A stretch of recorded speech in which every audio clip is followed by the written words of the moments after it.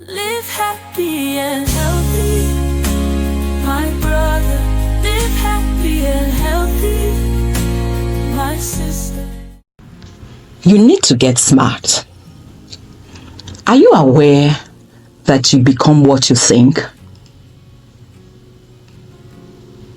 Tamai Watanabe successfully climbed the summit of Mount Everest, the tallest mountain in the world, when she was 63 years old. She became the oldest woman to have done so. She didn't stop there. She continued to run in the next 10 years until she beat her own best record at the age of 73 years. Nelson Mandela, after spending almost 30 years in jail, became South Africa's first black president at the age of 75 years. He won the Nobel Peace Prize within the same year. Gladys Burial ran her first marathon when she was 86 years old. She completed 5 marathons in her lifetime. At the age of 92 years, she set another record when she ran for over 9 hours in her last marathon. When you think about older life, what comes to your mind? Do you see opportunities or challenges? Do you look forward to older life with hope, or do you dread getting old? Do you realize that your thinking patterns become your reality? The World Health Organization defines ageism as stereotypes, prejudice, and discrimination towards others or oneself based on age. Stereotypes have to do with how we think. These are fixed views that are held by many people but do not adequately represent the true situation. For example, people commonly think of older persons as weak, frail, incompetent, ignorant, a burden, etc., etc. Prejudices refer to how we feel. These are unfair feelings, often based on incomplete information. I often hear people say regarding older persons, let them get out. They've had their time. They are clueless. Discrimination has to do with how we act. These are unjust behaviors towards older persons based on their age. In Ecclesiastes chapter 12, some of the changes in older life are lucidly described in phrases and metaphors that I would briefly want to run over. The preacher talks about this stage in life as being difficult days when the older person may find him or herself saying, I have no pleasure. When the sun and the light, the moon and the stars are darkened. When the clouds return after the rain. This reminds me of one of the big D's in geriatrics, which is depression. The keepers of the house tremble.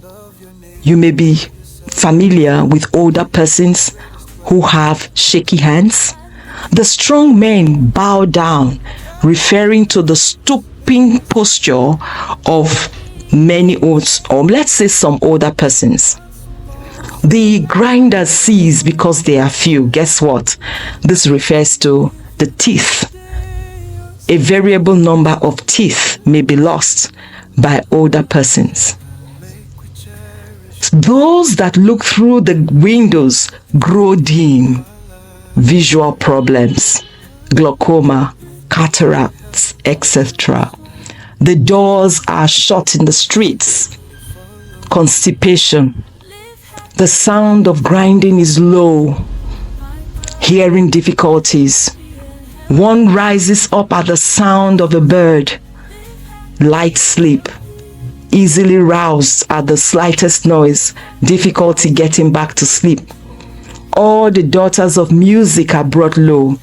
Voice changes. The ability to enjoy or produce music is no longer as good, or maybe no longer as good as it used to be. Fear of heights, fear of terrors in the way, constricting the social space. Older persons who used to be very active in the social space may just restrict their movement because of fears of traffic, fears of falling, fears of even discrimination and poor treatment. The almond tree blossoms, referring to the change in color of the hair from what it used to be to gray or white or golden as mine now is. The grasshopper is a burden, referring to weakness, which is one of the cardinal features of frailty. Desire fails, loss of libido, loss of sexual desire. And then the preacher rounds up by talking about end of life issues as man prepares to go to his eternal home. If we stay on this chapter, you will realize that a lot of stereotypes regarding aging can be found here. Thoughts that are not generalizable but are widely believed about older persons.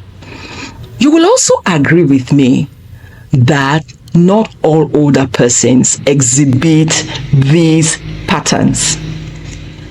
Not all older persons experience depression. Not all older persons have tremors. Some persons are in their 90s and they still have a straight frame, whereas we have some young persons who slouch. Some persons are in their hundreds and they haven't lost a single tooth, whereas we have some teenagers who have lost 3 or 4. Some persons are in their 70s, 80s, 90s. They don't require glasses, whereas we have some people who are less than 10 wearing glasses. The list is endless. It is inappropriate, it is wrong to believe that aging is a homogeneous experience. The experience of aging varies from person to person, and that is why we are calling everyone out to take a look and ask yourself, am I guilty of ageism? Am I guilty of thinking about older persons in a particular way that is uncomplimentary because their age is a certain number? Are you guilty of having feelings towards older persons that are unfair based on incomplete information? Do you exhibit unjust behaviors towards older persons just because they are 60 years and above? In your reflections, I'd like to challenge you to think even further. If your 72-year-old father or mother approached you to inform you that they are interested in getting trained and certified in artificial intelligence, how would you respond? How would you respond if your 92-year-old mother or father asked you to take them out to watch a match at the stadium? Your response is a mirror of whether you have been guilty of stereotypes, prejudices, or discrimination towards older persons. Job chapter 12, verse 12 says, "Wisdom is with the aged, and with length of days is understanding. Psalm 92 verses 12 to 14 say, "The righteous will flourish like a palm tree and grow like a cedar in Lebanon. In old age, they will still bear fruit. Healthy and green they will remain." This speaks to the potential for older persons to live long and remain happy, full of energy and vitality throughout their lifetime. Youth is fleeting. Ecclesiastes 11 verses 9 to 10 say, "Let your heart cheer you. Walk in the ways of your heart and in the sight of your eyes, but know that God will bring you into judgment. For childhood and youth are vanity." Indeed, youth is fleeting. I'm preparing this podcast in the living room where I sat 41 years ago, preparing to go to university. My youngest child is almost in university, and I'm here. It's just like yesterday. Yesterday, I was that youth. Today, I am almost that older person. Your chronological age is the age you wear your last birthday. It should not be the basis on which you are judged. It shouldn't be the basis on which you are mistreated. Your chronological age is not necessarily the same as your biological age. Your biological age refers to how well you are aging. How many 34, 35-year-old persons you know can run a marathon? You need to get smart. You need to rethink how you think about aging, how you feel about older persons, and how you act towards older persons. Remember, you will not always be a teenager, a youth, or a younger adult. If you don't die prematurely, as we pray you don't, you will certainly have the privilege of living to experience the beauties and the challenges of aging. I invite you, therefore, to join the movement. It is a movement to create intergenerational solidarity for successful aging across the life course. You will hear more about this in the coming weeks by God's grace. In the meantime, I want to thank you for subscribing to our YouTube channel. And if you haven't subscribed, I would very much appreciate your subscribing to the channel. And I would ask that you kindly share and hit the notification bell so that you stay updated on all our videos. For more resources, please go to our website, which is aituaje.com, aituaje.com. You can also connect with us on Facebook, Instagram, Spotify, Amazon, and Apple Music.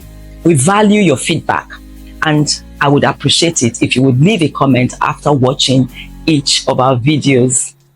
Live happy and healthy, my brother. Live happy and healthy, my sister.